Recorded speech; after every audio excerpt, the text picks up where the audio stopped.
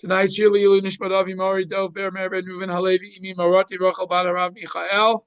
And this week we have the privilege of reading Parshat Vayayshev, which is actually the beginning of the last section of Sefer Breshit, where we now have shifted from Avram, Yitzchak, Yaakov being the central characters, one after the other, to Yosef and his brothers being the central characters. But before we do that, the parsha is going to give us one interesting pasuk about Yaakov before we shift the focus from Yaakov.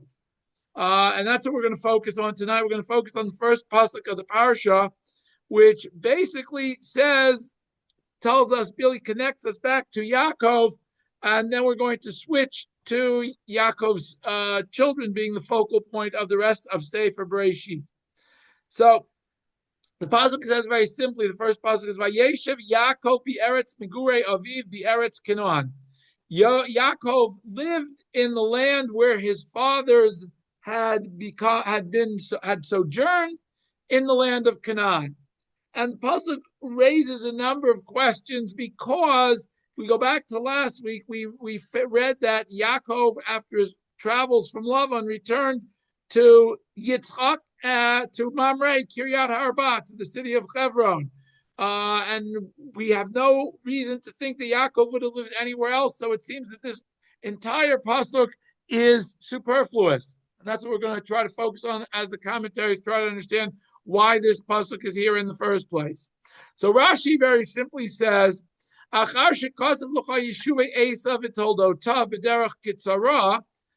since the last parak, or last couple of sections of Parshat Vayishlach dealt with Esav's descendants and what happened in a very, very brief synopsis of what happened to Esav after he and his brother parted ways, Shaloh Yusfunim v'chashuvim, that they were not necessarily important on a world global scene. The Torah doesn't go into any great details to tell us how and why they settled, where they settled, what wars they fought, how they were able to conquer the land they settled in. Now that it's finished and it's left Esav, but it told us a little bit about Esav. Now it's going to perish Yaakov derech aruka. It's now going to go into detail explaining about Yaakov and his generations. Kol Gilgulai Sivatam, all of the events that are going to go around and impact them. Since Am Yisrael, the descendants of Yaakov, are important in the eyes of HaKadosh Baruch Hu, the Torah spends a lot more ink on Yaakov and his sons than it does on Esav and his descendants. And Rashi now says,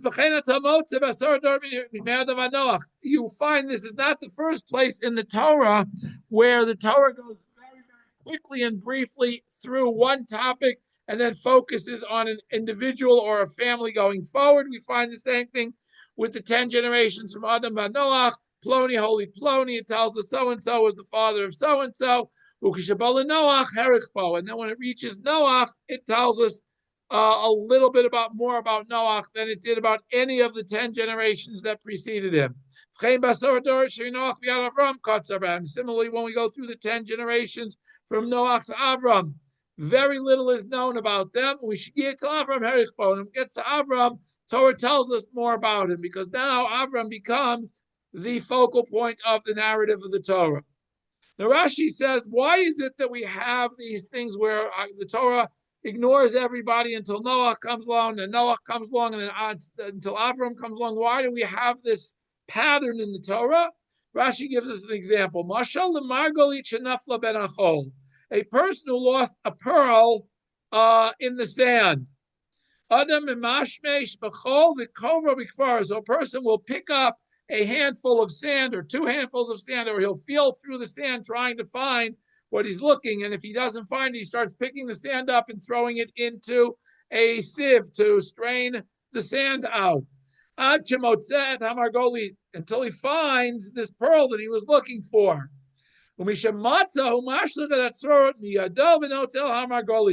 And as soon as he finds the precious thing that he was looking for, he throws all the garbage away and keeps the precious thing that he's looking for. Very, very simple here. Kadosh Baruch Hu, through the first 10 generations, is looking for a righteous person. He finds Noach, so all the others don't matter. Same thing with Avram. All the others that precede him don't really matter. And that's the same story here with Yaakov versus Esav. Why Esav only gets, a few psukim, one parak of 30 some odd psukim or 40 some odd psukim. And now we're going to have 4 whole parashot talking about the descendants of Yaakov. And actually, the whole rest of the Torah is going to be talking about the descendants of Yaakov, of Am Yisrael. Davar Acher. Rashi then gives a different interpretation of why it says Vayayshev Yaakov. What does it mean, Vayayshev Yaakov? Hapishtani hazeh nichnasu gemalav tunim pishtan. There was a flax dealer who had many camels loaded with flax. Hapachami tama, the person who had a piece of charcoal was wondering, where is all this flax going to? Where are we going to keep all this flax? He's got all these camels loaded with flax. Where are we going to keep it all? One wise person said to him, what are you worried about? You'll have one spark from your bellows and you'll burn up all the flax. You won't need to worry about storing it. Not a problem. What do you mean? Well, you don't need any space to store the flax. One spark and they'll all burn up. Kach Yaakov wrote Yaakov read about Kiviyachol or saw all these princes and captains that of Esav that are all being written about.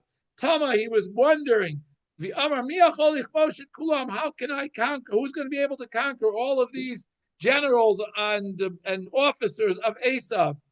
Makativ Lamata, what does it say above? Ela Toldot Yaakov Yosef. The next pasuk is going to say, who are the true generations of Yaakov? Who is going to be the one who's going to lead the story? It's going to be none other than Yosef. And if we read last week's Haftorah, one of the Pesukim says in Obadiyah, Yaakov Eish, the house of Jacob will be a fire, Ubeit Yosef lehava, and the house of Yosef is the torch that will light the fire, that will light it. Esav lekash, and the house of Esav will be like straw. Nitzot Yosef, and Yosef, one spark goes out from Yosef. Shemachalev Esorif et Kulam will burn all of these officers of Esav and all of the house of Esav.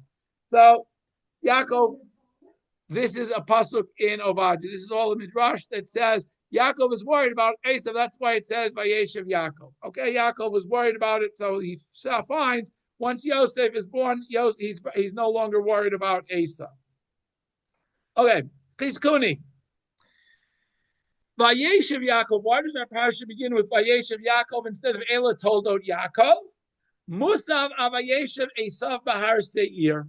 This is continuing, or it's reflecting upon the pasuk that says Esav lived in Har Seir. Last week when we were reading about Esav, it says Esav lived in Har Seir. So now again, after the Torah has told you how Esav settled in Seir,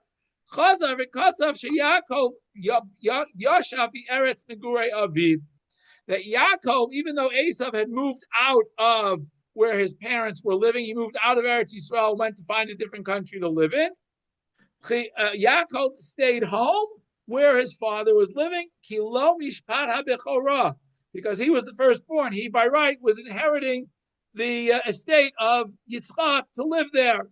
Because he had purchased this right from Esav. The Dino Lirash Nichseaviv, and therefore, by law, by right, he was going to inherit all of the estate of his father. The Esav halach lo ki'ish nachri, and Esav left as though he was an outsider as far as inheriting the land of Israel was concerned.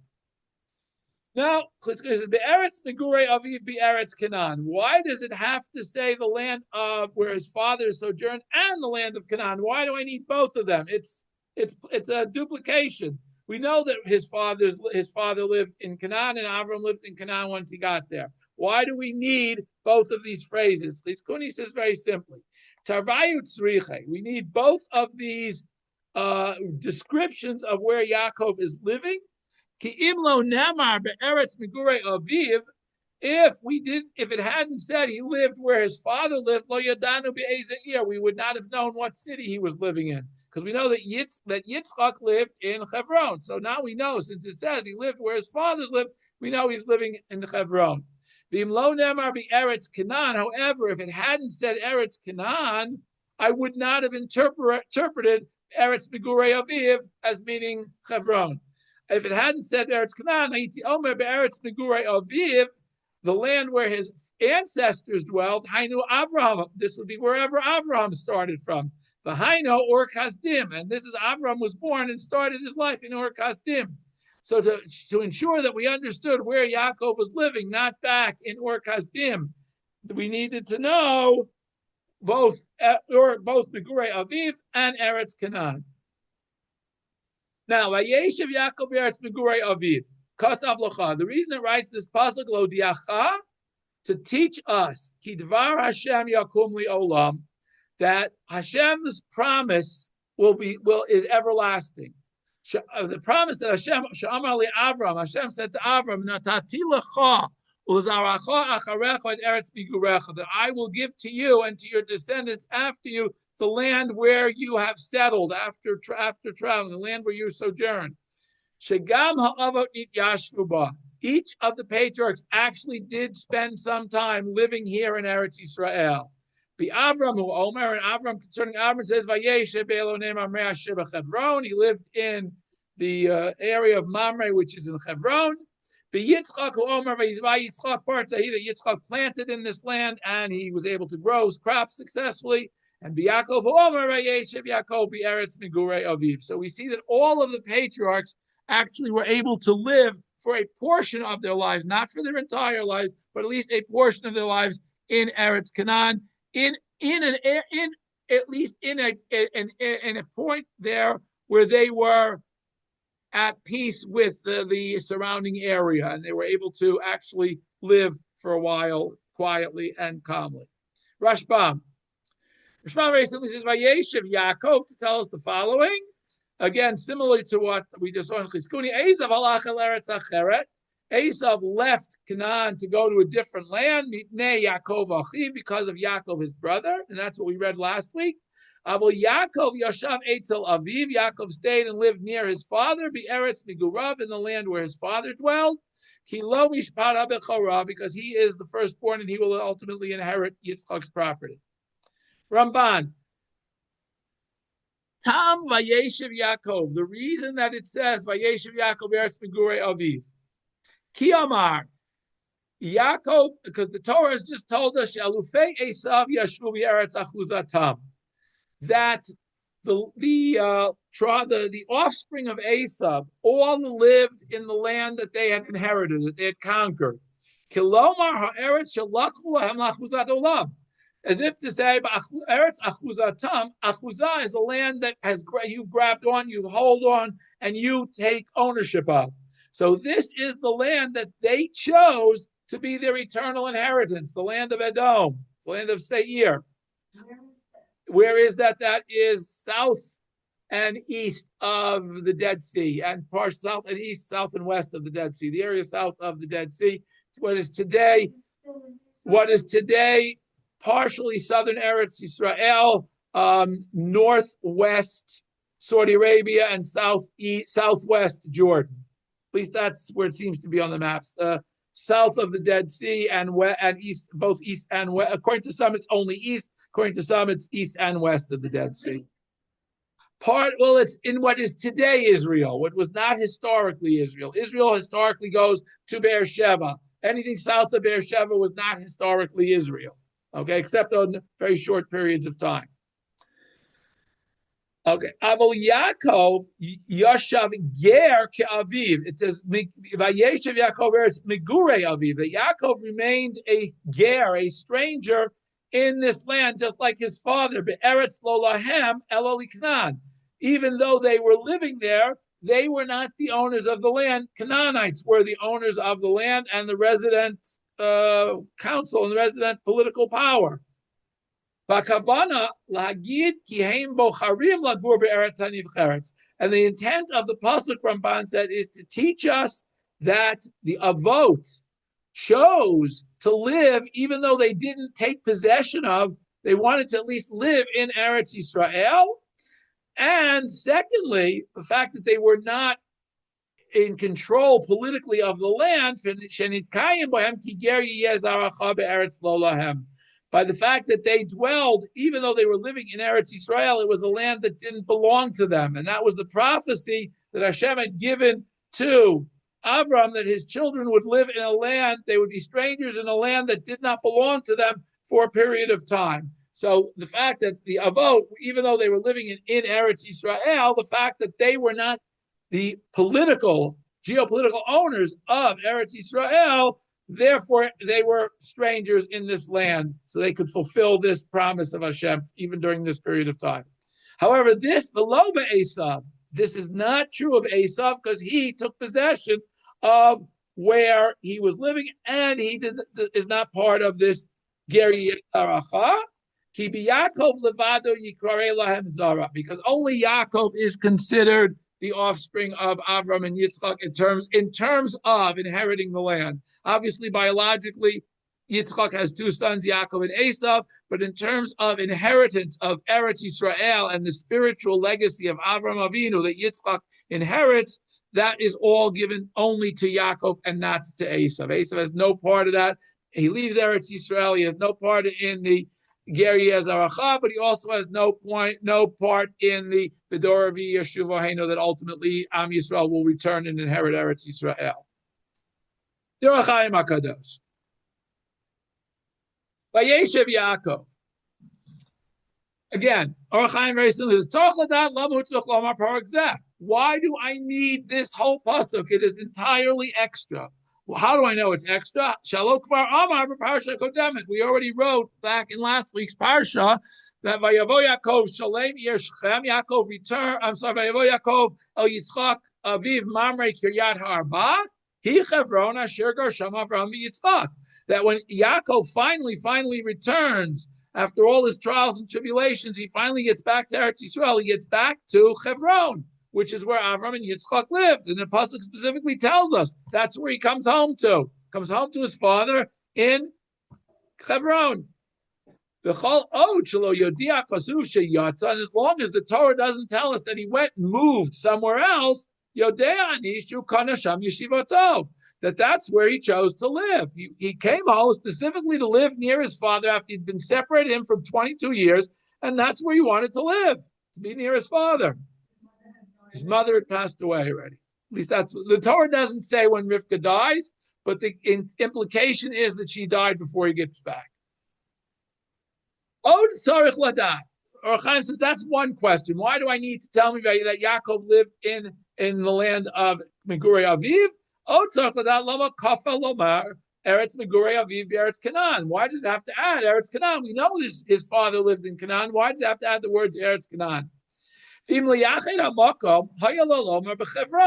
it's intending to tell me that where did Yitzchak live, why does he tell me only Eretz Canaan? Why doesn't he say Bechevron? Why does it say Vayayshev Yaakov Eretz Megurei Aviv Be'ir Chevron? Why does it have to say Be'eretz Canaan? What is that adding? The Imle Hodia, and if it's to teach us Kihu Eretz Megurei Aviv, that was the land where Yitzchak lived, that Yitzchak lived in Hebron. We just read before, Shurgar Sham Avram Yitzchak, that Avram and Yitzchak lived there. So that's why Yaakov came there, because that was the home, family home was in Hebron.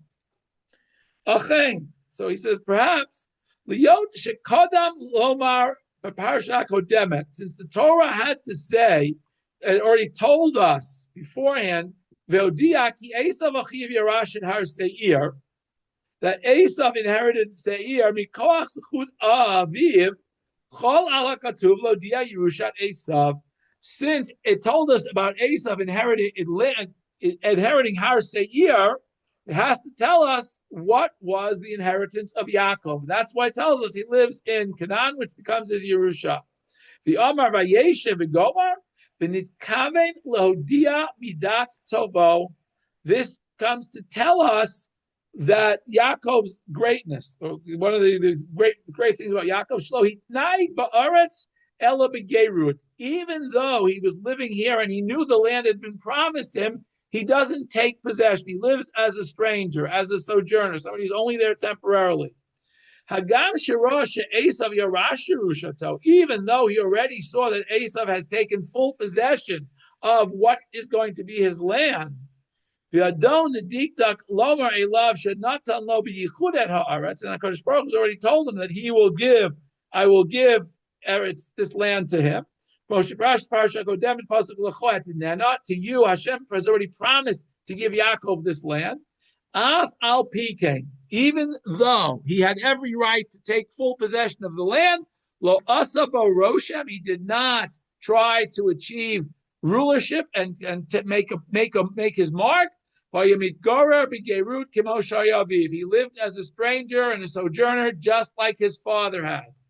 Be Eretz Canaan, in the land of Canaan, perish. Eretz Lolo Ella Eretz Canaan. Yaakov carried himself as though this was not his home, it was not his land, but it was land that belonged to somebody else, just like his father had, even though Hashem already promised him that he would give him the land. Oh, Yomar, or perhaps the other reason it says Eretz Canaan, Hagavshi Eretz Canaan, Hanitenet Lomar Rasha, even though he was living in the land of Canaan that was to be given to him as an inheritance, Af al Pikein, Hayagarba, he was only living there for as a sojourner, until through the events that happened to Yosef, all of these events roll around and things happen, and ultimately he has to leave Eretz Yisrael. The Huomro Ela told Yaakov Yosef, and that's why the immediate follow-up to Yaakov living Megure Aviv as a sojourner and not as taking possession of it is because immediately after we read about the story of Yosef, his brothers, and how Yosef and Nimkar Mitzrayim, and Yosef is going to be sold to Egypt for Yardu Avotenu Mitzrayim. And everybody, Yaakov brings the whole family down to Egypt ultimately.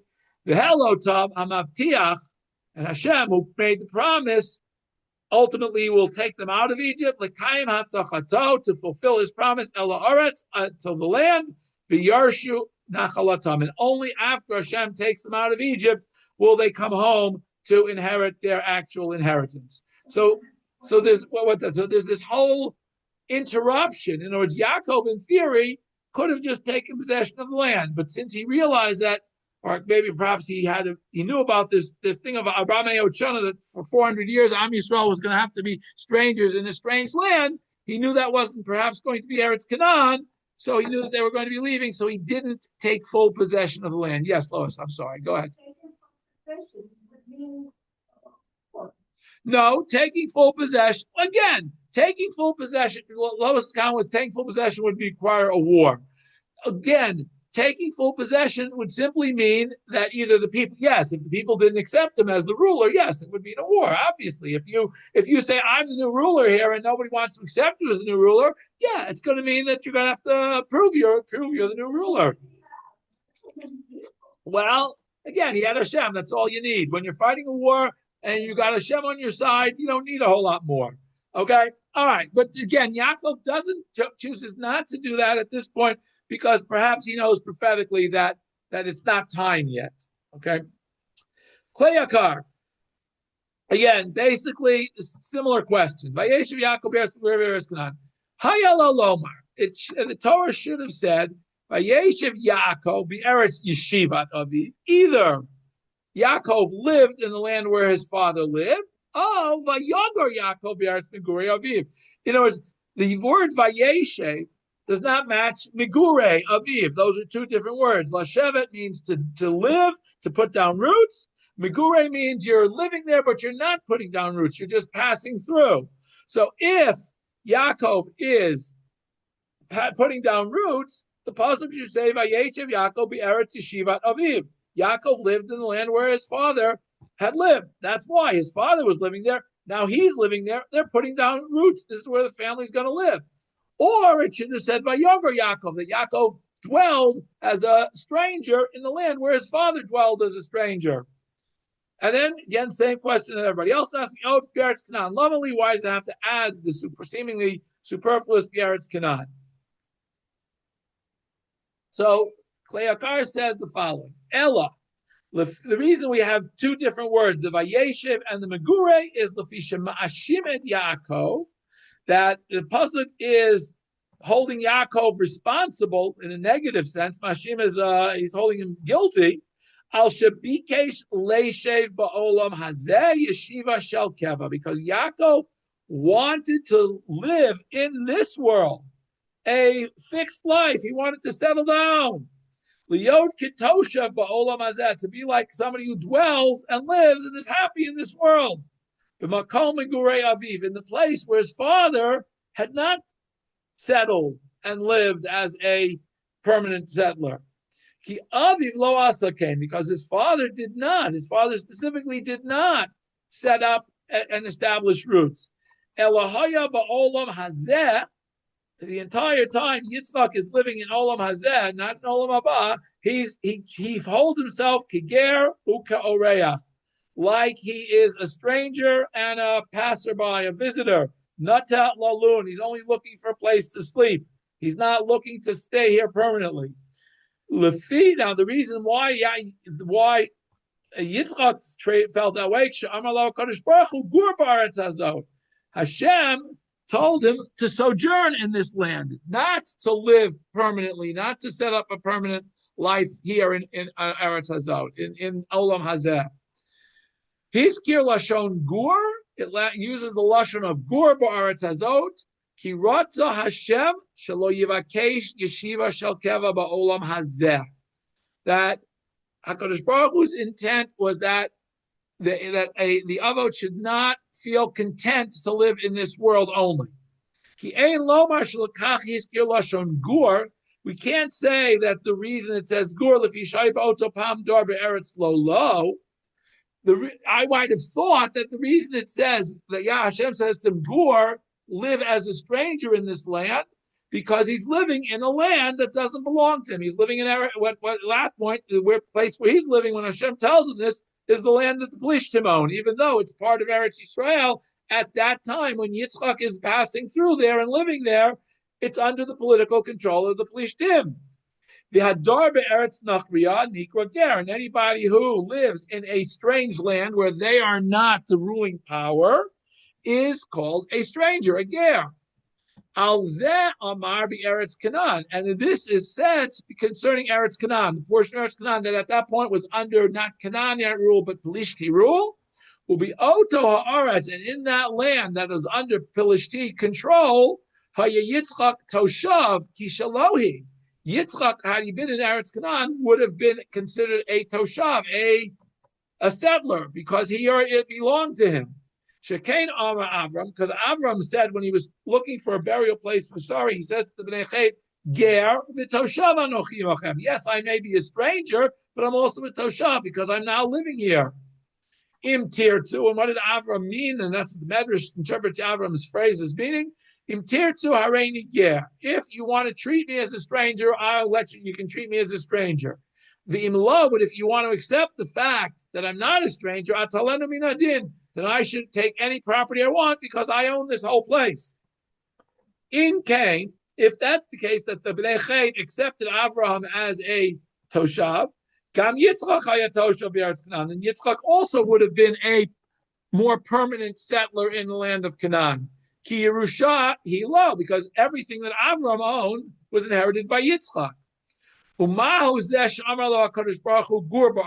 that's the case, that Eretz Yisrael really belonged to Yitzchak, to Avram already, then why does Hashem tell him, Gur Baretz, be a stranger, live as a stranger in this land? Elovadai, but it must mean that there's a hidden meaning here. Ashal Gerut ha'olam hazeh amar lokein. He wasn't talking about being a stranger in Eretz Yisrael per se.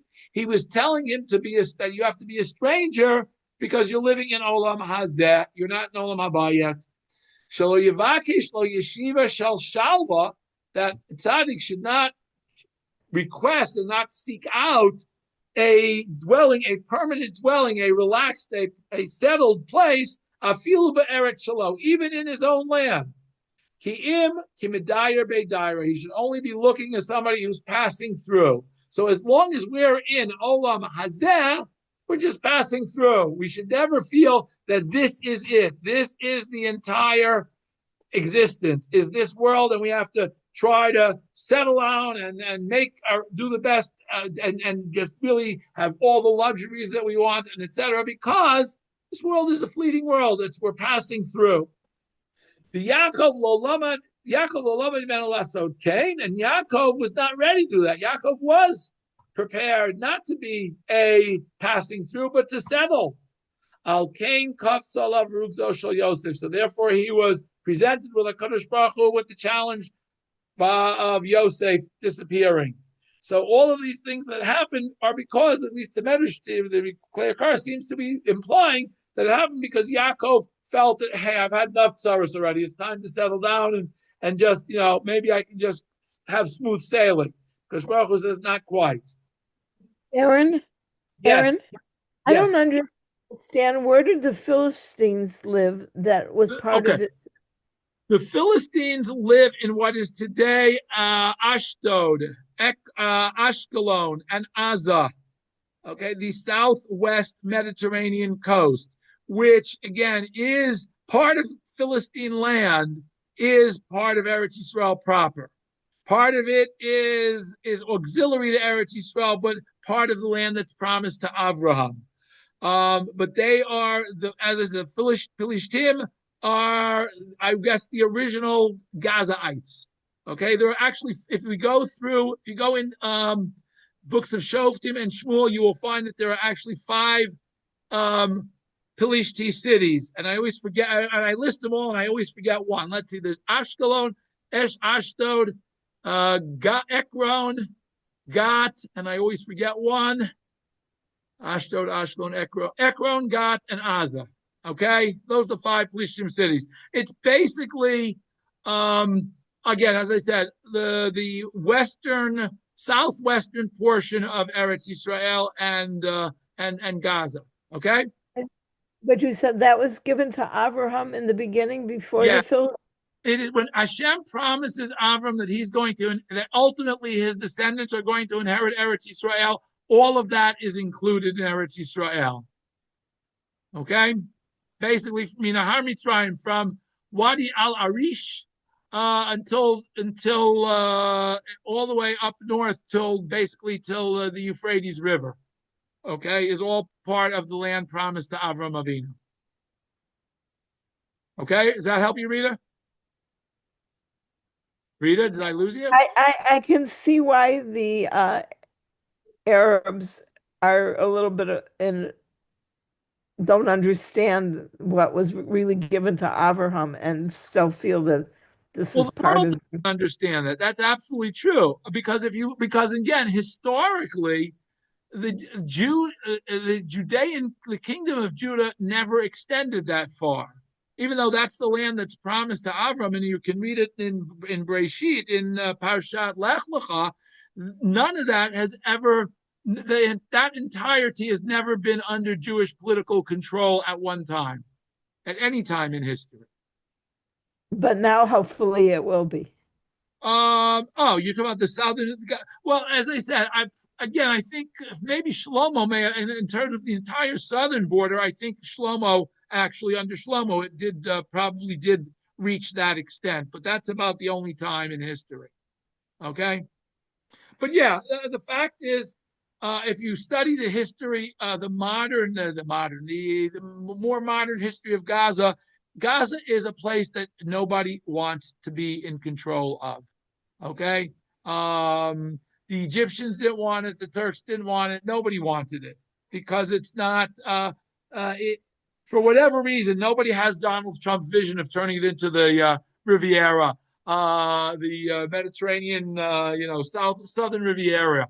It's just never been able to be developed properly, and it's always been more so a haven for bandits, et cetera, and because they have the whole desert to run to, so nobody really can pin them down and take control. Okay, it's generally been a less controllable area. Okay? Hope that helps. All right, Davar Acher. Kleakar continues. Shekvar Nemarli Avram. Okay, in addition to Avram being promised Eretz Yisrael, Avram also had another thing that Kadosh Baruch Hu told him. Hashem already told Avraham, Ki ger yezaracha, that your descendants will be strangers in a land that doesn't belong to them, and ultimately they will be enslaved, they will be afflicted, and that will be for 400 years. V'gam Yaakov yesh lo chelik b'priyat chov zeh. Yaakov, throughout his life, is part of Abraham's descendants who are paying off, if you will, that debt to Hashem that they have to be out of. They cannot be in political control of the country they're living in for a period of 400 years. However, yeshiva shel shalva b'makom megurei aviv. Nonetheless, even though he is supposed to be part of that period where they're strangers, he wanted to have a calm, peaceful retirement. He's worked hard for 20 years for Lavan. He's raised a family. He wants to settle down. And he wants to be near his father in Hebron. He doesn't want to have to go out and work as hard as he's been working for the last 20 plus years. But the reason he doesn't but again, nonetheless, the fact that they were strangers was Yitzchak in his entire life as a stranger. So that's already the beginning of the promise to Avram, or the prophecy that Avram is told that his descendants will be strangers for a period of 400 years. The Avram, the Yitzchak, hayu machzikim et atzmam kigerim. And similarly, even though Avram and Yitzchak were respected by the locals, nonetheless, they carried themselves as though they were strangers. And they never settled down in one place. They were constantly traveling and moving from one place to another. We see that with Avram, where he's going across the country, north to south, south to north, back north to south, again, and ultimately but again, he's traveling between Beersheba, Hebron, Shechem. All of these places are because Avram does not want to fix one place as his home. He wants to be traveling, as does Yitzchak. They're also moving from place to place. They did not. It's if you were to ask me, I would tell you that Avraham spends his life as a tent dweller. He doesn't settle in a home. He doesn't have a home. He might at one point live in proximity to Hebron. In another point in his life, he's living in proximity to Beersheba. In another point in his life, he's living near Shechem. But in all of these points, never at the snow. It's not like he has a winter home in Beersheba and a summer home in Hebron. It seems that Avraham, at different points of his life, is differing in different places in Eretz Yisrael, and there's no discussion in Avram's life of living in a house, of building a house and saying, I'm setting down roots. The same thing with Yitzchak. He's not building a home and setting up roots. They're living in tents. Remember, they're not city dwellers. They're shepherds. Their family business is shepherding. Shepherds need wide, open spaces and live out in the open. That's the way they do it. If we go to the story where Yaakov with his wives, they're living in tents. They're always talking about he's going home to a tent. He's not going home to a 6-story mansion or even a 4-room house. They're living in tents. The lo hayukonim nachalat sadevachem. They weren't farmers. They didn't have fields and vineyards that they sat and tended. Vakol asu. All the reason they did this, at least according to Kleakar, is they wanted to begin the process already of being in exile so that the process could finish quickly. They wanted to get out of this period that Hashem had told Avram about as fast as possible. Ubishlama Esav left because he didn't want any part of this. Shapir Kamer, it's because he said, I don't want any part of Eretz Israel, and I don't want any part of being a stranger for 400 years. That's not who I am. I don't want to be part of that. I want to go, take control of where I'm living, and that's what he does. That Esav says, I'm going to live somewhere else. I don't want any part of Eretz Yisrael. It's yours. You can have it because you're the one who's going to be responsible for the 400 years of exile. But if Yaakov is living in Eretz Canaan, how can he be said to be a stranger in a strange land? He already wanted to take possession of part of Eretz Yisrael. And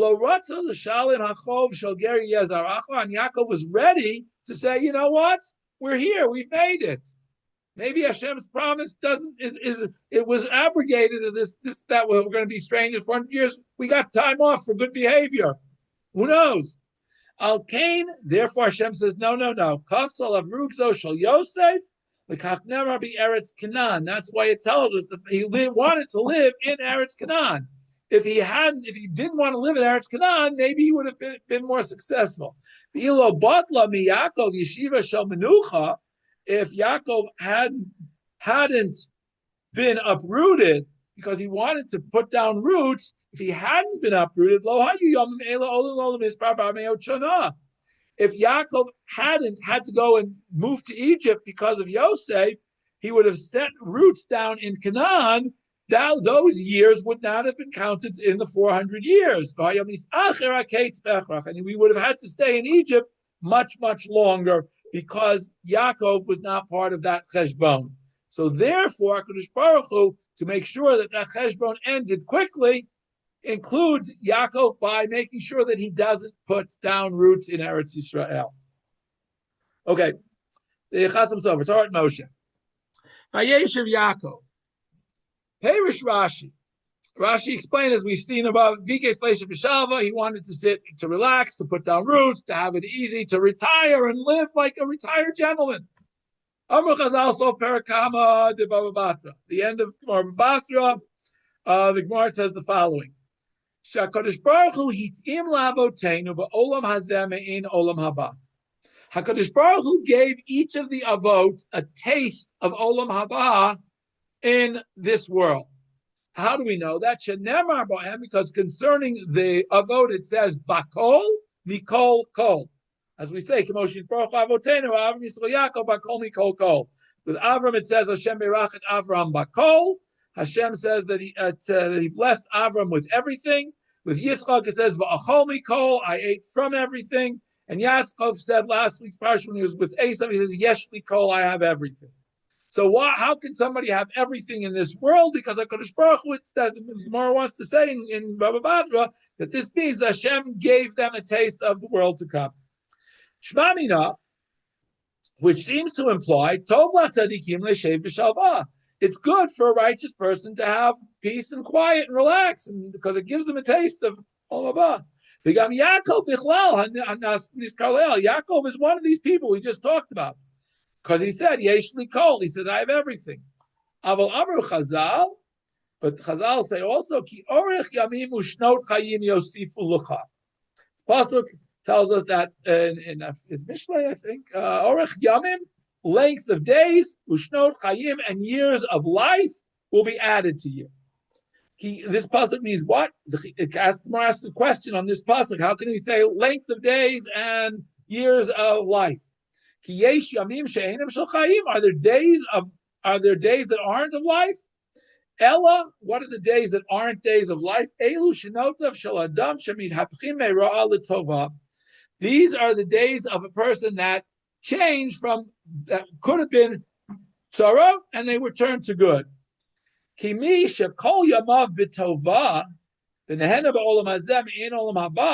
Somebody who has all of his days are days of good and enjoys this and has the pleasure of this world, he tastes olam haba in this world.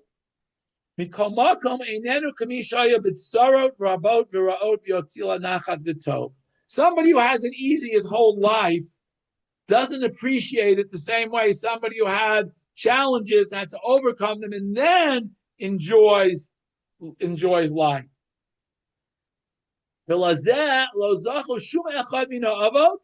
This was something that all of the avot did not have. Because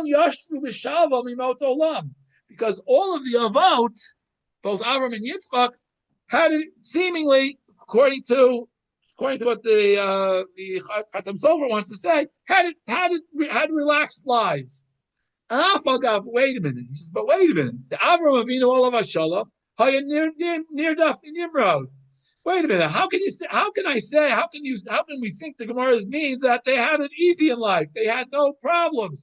Wait a minute. Avram is a young guy, and Nimrod wants to throw him into a furnace. What do you mean Avram had it easy? He says, no. Very interesting parish that the Chatam Sofer says. Ein zet sa'ar. No, that didn't cause Avram pain. The fact that Nimrod was chasing him and threw him into a furnace. Elamir tzono. That was what he wanted. He wanted to show that I'm going to believe in Hashem no matter what happens to me. He could have just said, okay, Nimrod, I give up. Fine, you're the kid, you're the God, you're the one who created the world. If Avram had followed Nimrod, he would have made him a chief officer. He was such a powerful guy.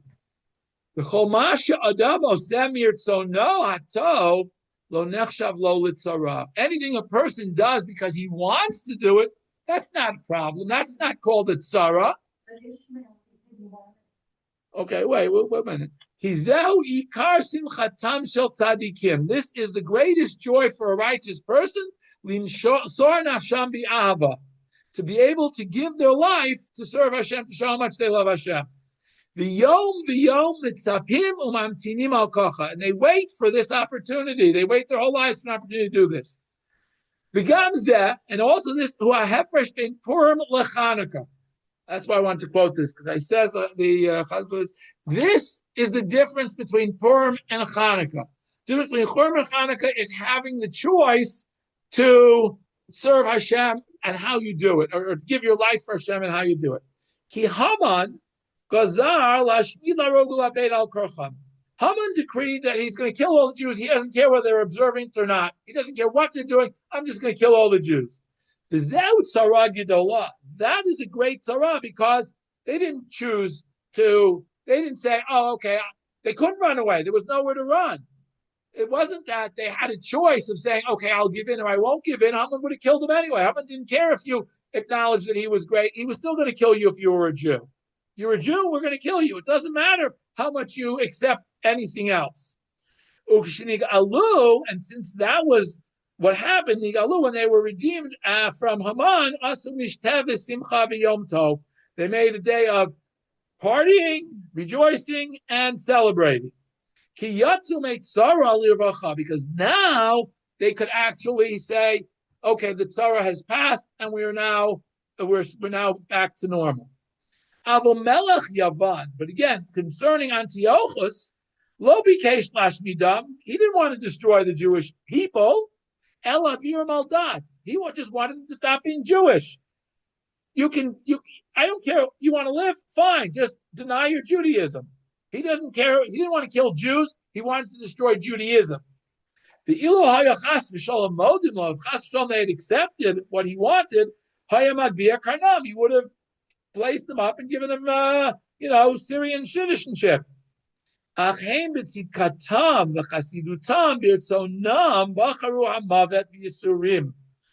they, because of their righteousness and their connection to HaKadosh Baruch Hu, they chose death and all the challenges that they faced. Until Hashem saved. The Az Kav'u Lahodot Ulahalel. The days of Hanukkah are not days of partying and celebrating. They're days of thanking Hashem and praising Hashem. And not partying and giving food gifts and etc. And therefore, Avram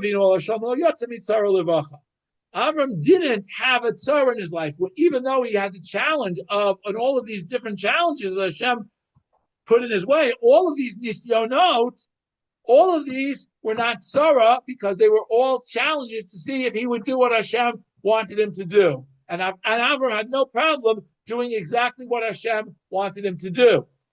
Yaakov alav shalom. However, Yaakov, on the other hand, he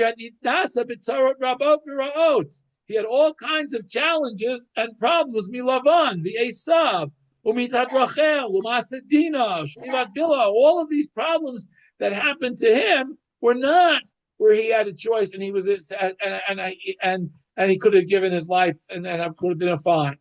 Al karchach, therefore, if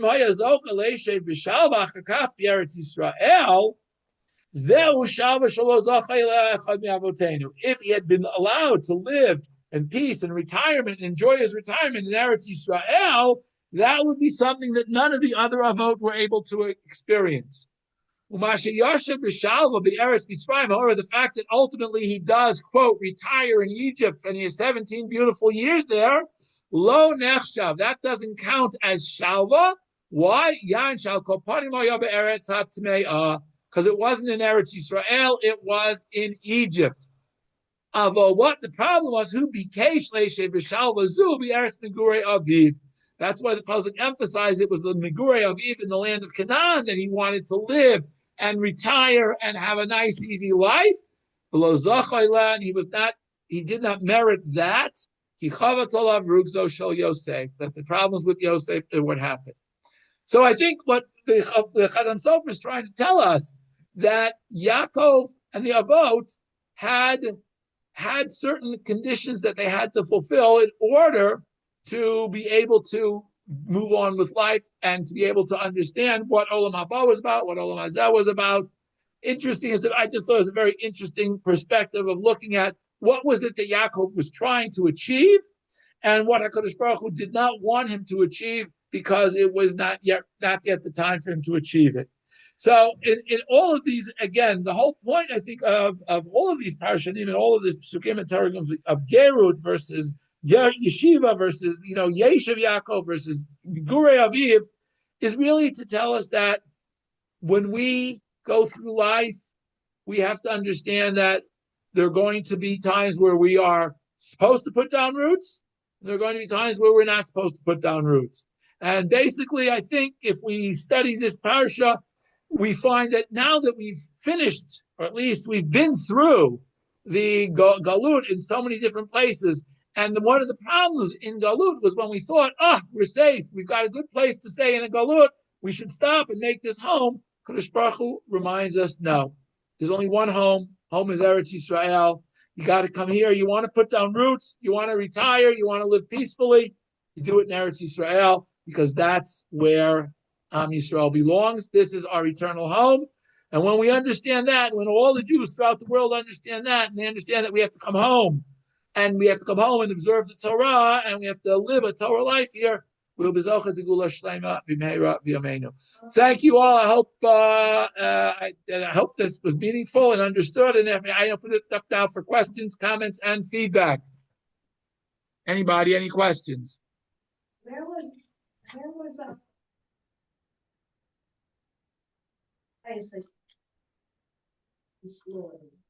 Where was Abraham when he took Yitzchak to be slaughtered? When he took Yitzchak to Har Moriah, he was either living in Hebron or Beersheba at the time. When he finishes afterwards, it says Avram goes back to Beersheba, and yet it seems that Sarah was in Hebron because that's where she dies. So whether Avram was living in Hebron and then after the Akedah he buries Sarah and goes to live in Beersheba because it's that time of whatever, I don't know, can't answer that. But the Torah tells us that basically Avram lives either in Hebron or Beersheba, and there are other places that Avram lives temporarily, but wherever he is, he's always on the move. Avram seems to always be on the move. Okay? Any other questions or comments? Okay. Thank you all. Have a good rest of the week. Have a Shabbat Shalom and a Chanukah Sameach. Remember, Sunday night, first night of Hanukkah. We should all have a celebratory Hanukkah, and we hope and pray that Am Yisrael should also have a celebratory Hanukkah, and we should find real peace and move forward as a country. Thank you all. Laila Tov.